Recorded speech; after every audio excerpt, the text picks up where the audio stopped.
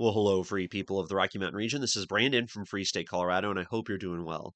I have a lot to talk to you today about crime, specifically in the Denver metro area, no surprise there, and across Colorado. It's unacceptable that we have to live in a society where there is so much violence, so much theft, so much crime. There's a lot of issues involved. Our criminal justice system, our laws at the state legislature, a lot of problems that let a lot of these repeat offenders back on the streets without facing any serious consequences. But I gotta say, the media is not doing a great job. And thankfully, we have social media, accounts like Do Better Denver, you may have seen on Twitter or Instagram, that are really able to showcase the reality of what's going on in downtown Denver. But we have journalists like this man here, Chris Vanderveen from 9 News. 9 News is widely known for being very biased, very supportive of kind of democratic style policies, I would say. I don't think that's a stretch. But check this out. This is from July 23rd, 2025, from Chris Vanderveen, the director of investigations at 9 News. He says, "It's time, and probably past time. We at 9 News have made the decision to not use the mugshot of Solomon Gallagan moving forward. You've likely seen it. I believe strongly it's one of the reasons why this story went viral. It's also wrong to use moving forward, in my humble opinion." Now, come on, folks. This is a mugshot that the Denver police take, or the Aurora police in this situation. But nonetheless, any police department, sheriff's mugshots are all public record. People should be know what's going on. I mean, to understand the state of an individual when they're arrested for a serious crime like attempted kidnapping is something that should be talked about. It should be part of the public discourse about what's happening in our communities. Shouldn't try and hide that. Instead, you have journalists like Chris here and others who really want to manage public opinion, who really want to shape a narrative and don't like it when a news story goes against the way they're trying to present the world to people. So he's got a little thread here. And we'll go through a couple of these here, but I got a lot more to talk about than just this. Last year, Aurora police accused Galligan of grabbing a child on the playground at Black Forest Elementary. It scared a lot of kids and parents. Well, rightfully so there. It also exposed a hole in how the state deals with repeat offenders with serious mental health issues. Folks, it's not just the ones with mental health issues, it's repeat offenders, generally speaking, as we'll see. Chris continues, recently it was announced prosecutors would drop charges against Galligan due to competency issues. Courts and law is clear. Defendants must be able to participate in their own defense. If they can't, they are deemed incompetent to proceed. It led to a lot of bad headlines. And then here's a Fox News example. Progressive DA who dismissed alleged sex offenders' attempted kidnapping charges faces recall petition. Now, there's nothing there in that headline that's inaccurate, as we're going to see, but Chris, of course, does not like that. The truth is much more complex than a singular progressive DA, Chris continues. We found prosecutors have now dropped felony charges against Galligan 4 times in less than a decade. This story is more an indictment of a broken mental health care system than a bad DA story, in my humble opinion. Chris is kind of hitting on some of the truth here. We do have issues where they're dropping a lot of charges on people, they're letting them out. Not so much maybe with mental health, but the criminal justice system in general, where we have a state legislature and cooperative DAs who are letting people back on the streets too early, as we'll get into. Galligan's mugshot, this is Chris here, has been used repeatedly by social media accounts, and news outlets like 9 News, to share the story in a way that undercuts the seriousness and complexity of the story. And now that the charges has dropped, it's time to make this official. I think it's also a good time for news outlets, mine included, to reconsider how we use mugshots of everyone, but in particular people who are mentally ill. In retrospect, I feel the continued use of Galligan's mug was gross. I shared it myself, and so am to blame. Now, don't get me wrong, sure, this guy Galligan has some serious issues. But like I said earlier, this has to be part of the conversation about what's happening in our society. To say we're going to hide certain things because we don't like how it's presented is totally erroneous in my opinion, and creates a system in which the media is trying to just totally manipulate us as most people probably already think is happening.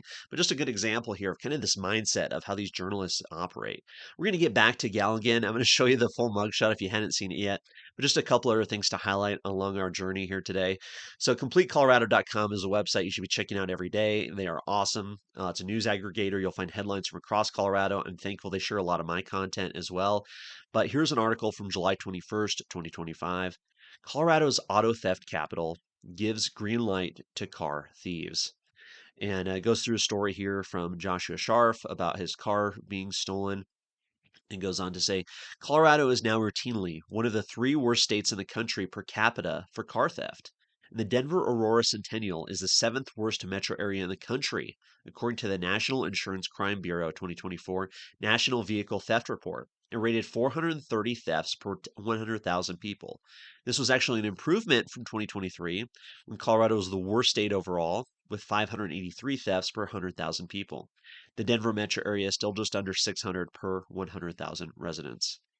Now, this is a good article, of course, links at Free State Colorado, where you can go and dive into this yourself. But he shows how auto thefts have changed. A lot of it does have to do with our state legislature and kind of the laws that they've passed.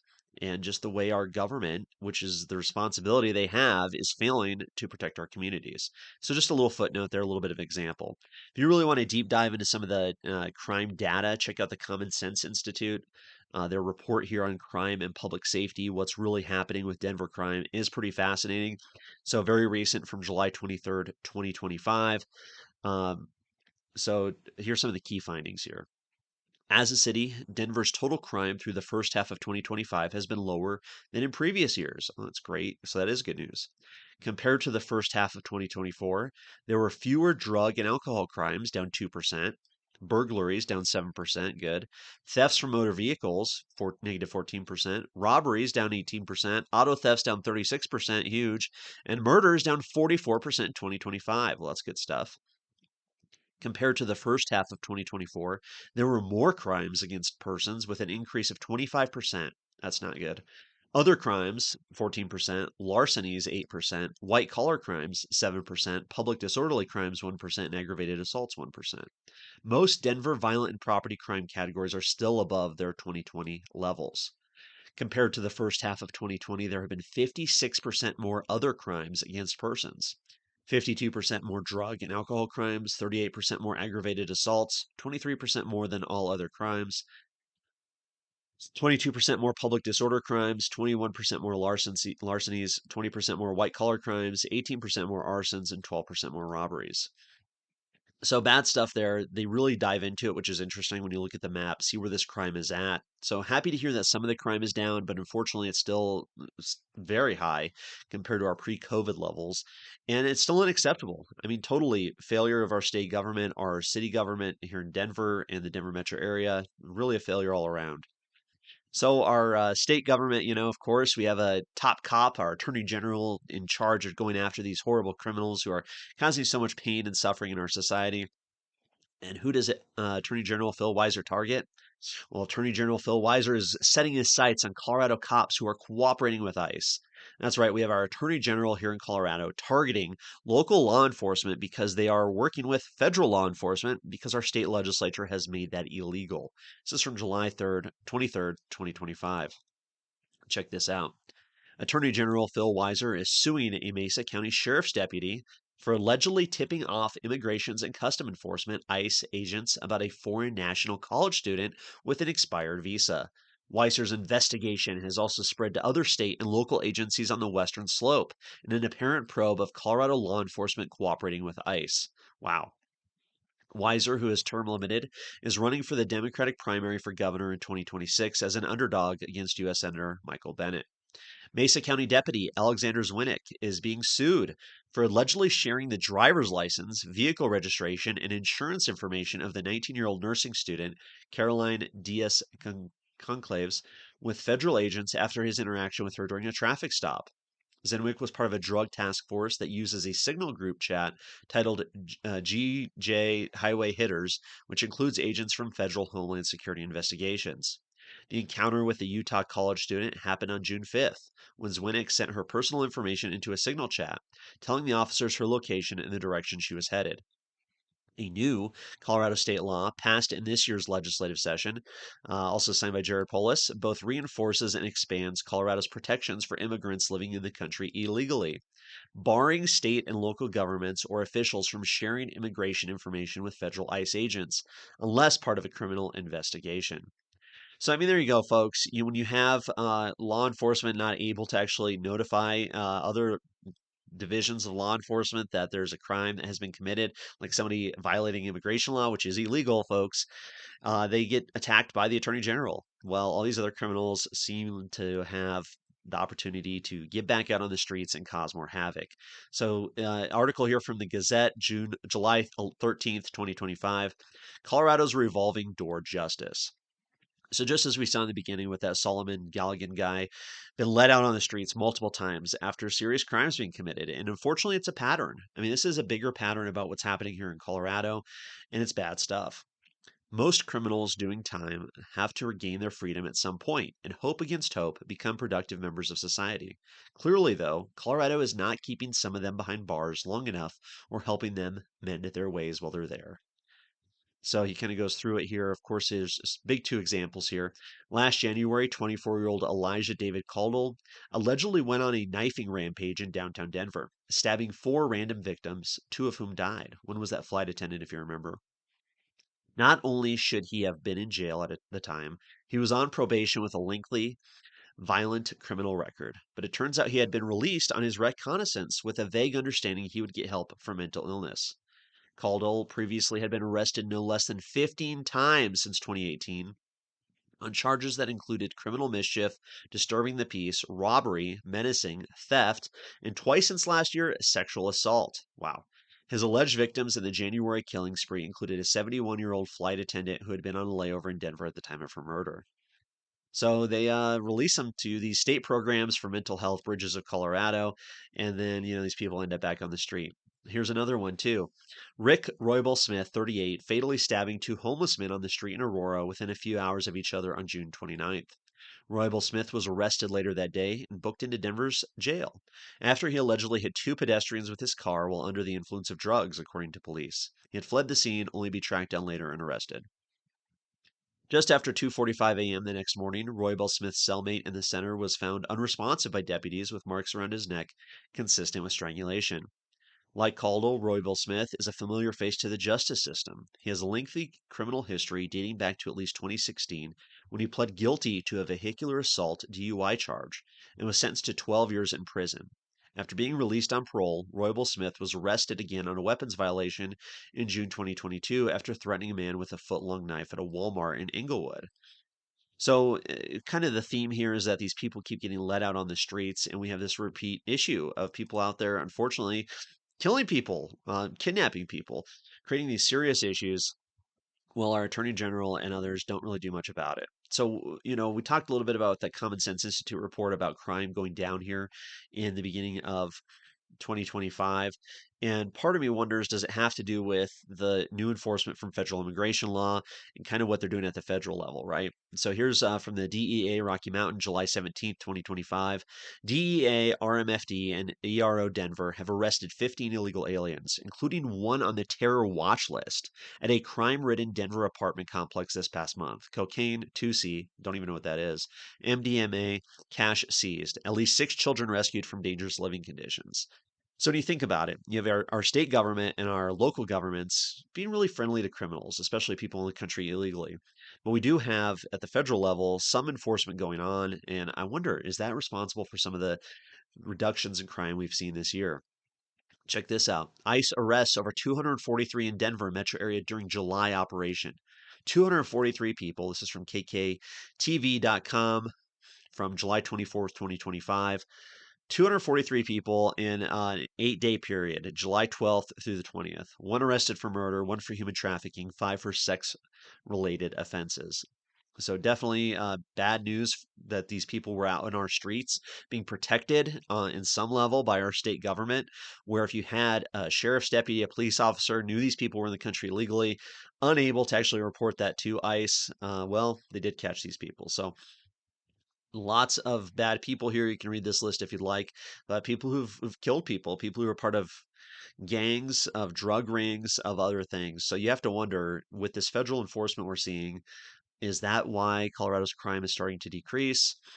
If our state government's unwilling or not cooperative with the federal government, even suing the federal government over these actions, is that really acceptable? Is that what we as individuals living here in Colorado should expect from our state government? I mean, we do expect it, of course, but should we tolerate it? Should we allow this to continue to happen where we have a state government, local governments who continue to let people out on the street because our state legislature has made it so easy for them to do so? Now, here's the mugshot, right? Solomon Gallagan, you've probably seen this. It is, yeah, I mean, the guy's a spooky looking guy, right? In this photo. Sure. Yeah, I'm sure he's suffering from some sort of mental health issue. Who else goes on a playground to kidnap somebody in the day looking like that, right? So here's Danielle Jurinsky, Aurora City Councilwoman, saying this is why we will recall the DA of the 18th, which is Amy Padden. I've talked about her previously. She is a Soros-funded DA, so no surprise that she's kind of at the center of some of this controversy. This is from the Great Do Better Denver account. If you're on X on Instagram, you definitely need to be following them. This post has 1.3 million views. And of course, that's why our 9 News reporter doesn't like it. Do Better Denver says Solomon Gallagan, who tried to kidnap a child at school, is found incompetent to stand trial, so he will be released back into our community. The DA's office stated they are planning to drop charges against the defendant, which is required by law when they are found mentally incompetent to stand trial. This 1.3 million views from July 13th, 2025. So this has become a huge story. Obviously, nationwide. I mean, and they're right. The mugshot is definitely part of the story, part of the reason. But this Solomon Gallagan guy, has been causing some serious problems before. This is a woman named Yvette Edmonds. This is from July 15th, 2025 on her X account. She says, "My name is Yvette Edmonds. I'm a mother, a teacher, and a survivor. In 2021, while walking near the Denver County Courthouse, I was attacked by Solomon Gallagan. Out of nowhere, he punched me in the face." You can see there, it looks like possible stitches above her right eye. Serious stuff there. She says her case was also dismissed because he was ruled incompetent to stand trial. How many more people have to be harmed before this system is fixed? It's corruption, she says. So bad news all around that our system, the way it's set up and enabled and created by our state legislature and our local governments to basically allow this type of thing to happen is 100% acceptable, folks. And I think the public pressure is working. I think all of the outcry, the millions and millions of views on these posts, the media coverage is having an effect. So check this out. This is a very recent article here, July 26, 2025, from CBS News Denver. District Attorney pushes for change amid attempted kidnapping in Aurora. So here we have the Soros-funded District Attorney Amy Padden, anti-gun, you know, person coming out and saying that she thinks there needs to be some changes to the law. That's how crazy this has gotten. Community members in Aurora are voicing concerns over a controversial case involving a suspect accused of trying to kidnap a child at school. Now, 18th Judicial District Attorney Amy Padden is speaking out for the first time about the case and the possibility that it might be dismissed. So the first time she's speaking out about it, of course, this has been going on for a year. But now that it's all over the media, now that her office is looking horrible and there's threats to recall her with the recall election, now she's speaking about it. So that public pressure does work, folks. I do believe that. She says, "My goal here is to try to get some legislative changes to make sure this never happens again," said Padden. Last April, a suspect was caught on video chasing and trying to grab a child on a school playground. Police later arrested 34-year-old Solomon Gallagan for allegedly attempting to kidnap the child. Suspect had a history of charges dating back to 2012, some of which were considered violent offense. He previously failed to register as a sex offender. The district attorney's office reports that it has received approximately 1,400 calls and emails from families and community members regarding this case. As a community member, I'm very concerned. That video is concerning, says Padden. Padden, however, says her hands are tied, and as CBS Colorado has previously reported, the court is poised to dismiss Gallagan's charges in this latest case. It is frustrating that our hands are tied by the way the state law is, says Padden. So it's interesting, right? This public outcry, all of this anger and frustration and concern from the community and the media coverage, social media coverage, I might add, is really getting to this district attorney to the point where she says, hey, it's the legislator's fault. She's not entirely wrong, folks. In a one-on-one interview with CBS Colorado, Padden says Gallagan went through 4 separate mental incompetency evaluations between July 2024 and April 2025. In all but one, Gallagan was deemed mentally incompetent to stand trial and could not be restored to competency. In a 4th evaluation, the suspect was found competent to stand trial, but will lose competency over the course of the trial. If someone is in that mental state, they should not be released, in my view, under any circumstance, said Padden. However, Padden says the law limits that kind of discretion. Previously, state law said the court may dismiss charges in a case where someone is found mentally incompetent to stand trial. Now, the latest statute that went into effect last year says the court shall dismiss the case. We are ethically obligated to follow state law. We're continuing to review the case to see if there's a basis for objection. But if there is no basis for objection, we won't have any choice. The case will be dismissed by the court, said Padden. Wow. So there you go, folks. Pretty interesting stuff. You can definitely deep dive further into it, but I think it's so interesting to see this dynamic play out. And really, at the beginning we talked about how this 9 News reporter Chris there doesn't like the idea that this guy's mugshot got all over the news. But really, the guy's mugshot helped generate so much public outcry, so much media exposure internationally, to the point where you have the district attorney calling for legislative changes. So I mean, is it really a bad thing that this guy's mugshot was posted, that people got to see the truth about this horrible situation and this terrible thing that's happening? Very interesting stuff. I love the headline here from the Denver Gazette. They're not always as they have a little bit different opinion or way of approaching things that I appreciate sometimes, but it says, faced with recall threat, DA Amy Padden hopes for statewide judicial system changes. And they really lay that out there too, where the CBS article didn't. She is facing this recall threat. People are saying, like, you get her out of there. She is letting this guy back into our community.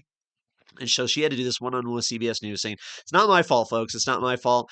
It is the state legislator's fault. It is the state law's fault. So pretty interesting stuff there, especially with the recall threat. So backlash does work.